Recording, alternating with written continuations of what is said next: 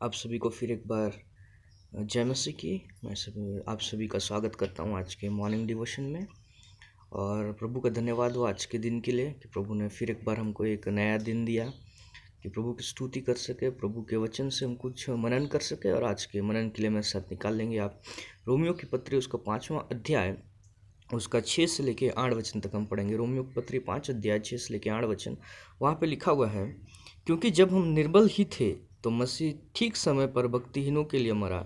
किसी धर्मी जन के लिए कोई मरे यह तो दुर्लभ है, परंतु हो सकता है कि किसी भले मनुष्य के लिए कोई मरने का साहस भी करे। परंतु परमेश्वर हम पर अपने प्रेम की भलाई इस रीति से प्रकट करता है कि जब हम पापी ही थे तभी मसीह हमारे लिए मरा। तो मेरे प्रिय, यहाँ पे एक महान उद्धार के बारे में, सो ग्रेट साल्वेशन के बारे में यहाँ पे लिखा हुआ है।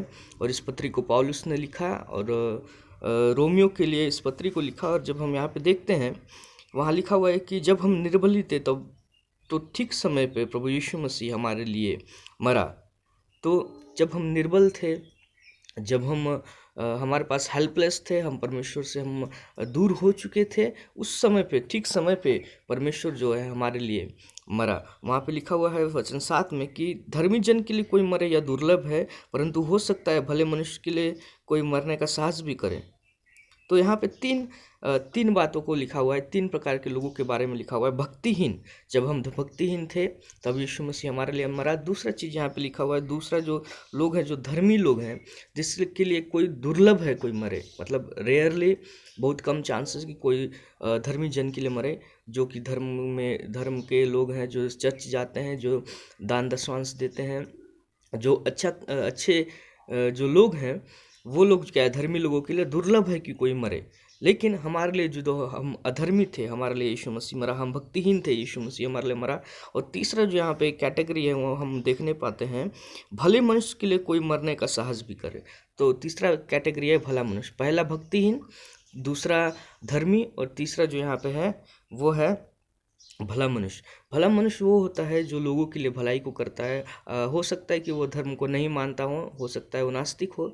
वो भला व्यक्ति, एग्जाम्पल के लिए हम ले लेंगे पॉलिटिशियन, नेता जो होते हैं, जो लोगों के लिए भलाई का काम करते हैं, एनजीओ में जो लोग भलाई का काम करते हैं, उनके लिए क्या होता है, जब वो विपत्ति में पड़ते हैं तो लोग, हजारों लोग, लाखों लोग उनके सामने आ जाते हैं, क्योंकि उन्होंने लोगों के लिए भलाई का कार्य किया है। इसलिए पत्री को जब पौलुस लिखता है, वहाँ पे लिखता है कि भले मनुष्य के लिए कोई मरने का साहस भी करेगा, और धर्मी के लिए दुर्लभ है, कोई रेयरली कोई मरना चाहे तो उनके लिए मरेगा। लेकिन यीशु मसीह जो है वो ठीक समय पे, जब हम निर्बल थे, भक्तिहीन थे, हम परमेश्वर के हिसाब से नहीं चलते थे, तब हमारे लिए मरा। और वचन 8 पे लिखा हुआ है, क्यों हमारे लिए मरा?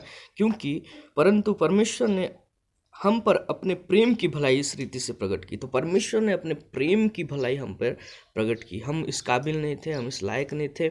वचन इफिसियों 2 अध्याय में लिखा हुआ है कि हम पाप में मरे हुए थे, और हम जो है परमेश्वर के दुश्मन थे।